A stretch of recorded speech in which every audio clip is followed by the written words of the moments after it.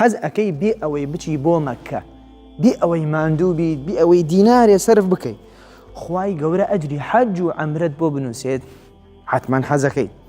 کەواتە ئەم چەند خاڵێک ئێستا باسی لێوە ئەکەم لە فەرمودەی صحیحی پێغەمبەرمان صلی الله عليه وسلم هاتووە. ئینشاءڵڵا جێبەجێی کە هەر لە جێگەکەی خۆتە ئەجری حەج و عەمرەت دەسەکەی. یەکەمیان دوایەوەی کە نوێژ و تەواو کرد یەکسەر هەڵمەسە و مەڕۆ 33 جار سبحان الله والحمد لله والله أكبر دووبارە بکەرەوە. پێغەمبەر صلی الله عليه وسلم فەرموویەتی ئەجرت لە لای خوای پەروەردگار وەکو حاجی و عەمرەکار و مجاهید و خێرخواز وایە.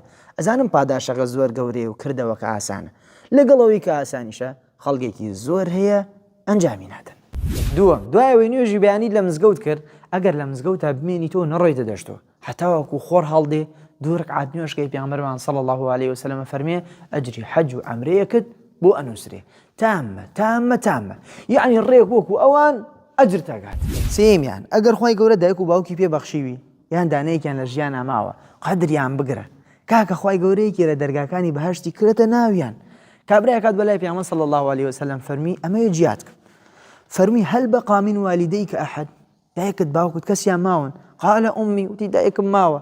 قال برها فأنت حاج ومعتمر ومجاهد، لەگەڵ یا چاک بە تۆ حاجیت عەمرەکاریت مجاهدی لە پێناوی خوای پەروەردگار. ئەوە جیهادە، لەم پاداشە گەورەتر هەیە. چوارم لە مەدینەیە مزگەوتێکەیە ناوی قوبایە، دڵیان بیسووتە. پێغەمبەرمان صلی الله عليه وسلم لەبارەیەوە فەرمێتی هەر کەسێ دوو ڕەکعات نوێژی تیا بکە خوای گەورە ئەجری عەمرەیەکی بۆ ئەنووسێ. لەبەیک اللهم لەبەیک، ئەمە بە خۆت حسێ بکە. هەر جارێک کە بەدەست نوێژوە لە ماڵە کەویتە ڕێتی بۆ مزگەوت نوێژەکانە بە جەماعەتەوەکەی خوای گەورە ئەجری حەجێکت بۆ ئەنووسێ.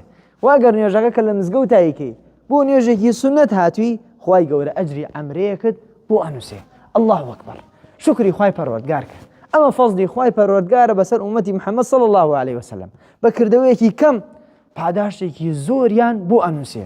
هەوڵ دەدایان لەناو ئەم حەج و عەمرانەیە بە جاگەرم پاداشانە بەڕاستی دڵی خۆش کردووی تۆیش دڵی کەسانی تر خۆش کرد، خۆتە زانی چۆن دڵیان خۆشەکەی.